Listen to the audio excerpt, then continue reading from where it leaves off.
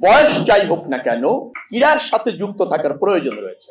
এই প্রতিষ্ঠানটি রাষ্ট্রে অত্যন্ত গুরুত্বপূর্ণ প্রতিষ্ঠান। আমি মনে করি ক্রীড়া মানুষের শারীরিক সক্ষমতা নিশ্চিত করে, মানসিক উৎকর্ষতা বিকাশে ধনাত্মক প্রভাবক হিসাবে কাজ করে।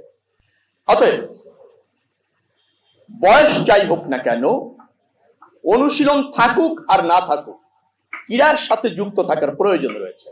আপনারা প্রতিযোগিতায় অংশগ্রহণ করবেন, সর্বোচ্চ চেষ্টা করবেন উইন হওয়ার, সর্বোচ্চ চেষ্টা করবেন পারফরমেন্সের শতভাগ উপস্থাপন করার।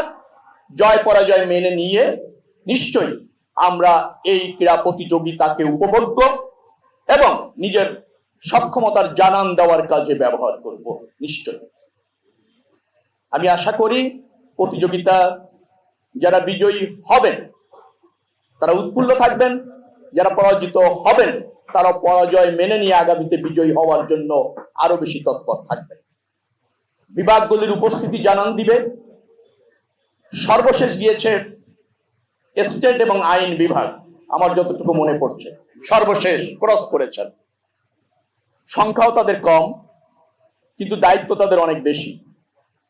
অর্থাৎ এভাবে প্যারেডের পিছনে থাকতে হতে পারে শৃঙ্খলার জন্য, কিন্তু ফাংশন করানোর জন্য স্টেট এবং আইন বিভাগকে আরো বেশি তৎপর হতে হবে। যারা বিজয়ী হবেন নিশ্চয়ই শুধু ক্রীড়ায় বিজয়ী হবেন না, পারফরমেন্সে বিজয়ী হবেন। এই প্রতিষ্ঠানটি রাষ্ট্রে অত্যন্ত গুরুত্বপূর্ণ প্রতিষ্ঠান। এটার আপনাদের উপরে নির্ভর করে এটার সফলতা, আর আপনারা সফল হলে রাষ্ট্র সফল হয়, সরকার সফল হয়। BIWTA একটি স্বনামধন্য প্রতিষ্ঠান।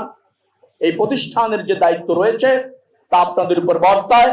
আপনাদের যে সমস্ত সিনিয়র অফিসাররা আমার পাশে আছেন তাদের সার্বিক নির্দেশনা এবং আপনাদের সহযোগিতার মাধ্যমে সরকার এই প্রতিষ্ঠানকে আরো কার্যকর, আরো লাভজনক, আরো রাষ্ট্রবান্ধব করতে চায়।